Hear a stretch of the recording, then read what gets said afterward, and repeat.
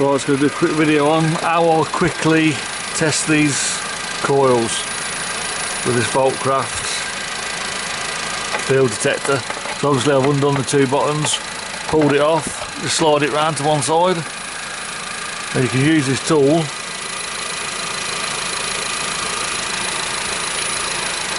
and it'll just flash.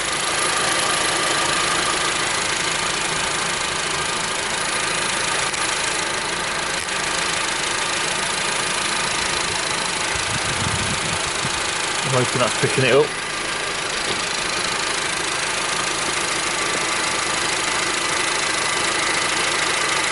It flashes, but they're alright. So that's testing, yeah. Making sure the primary side's okay and it's flashing, so it's a good test that is. Really easy, quick test.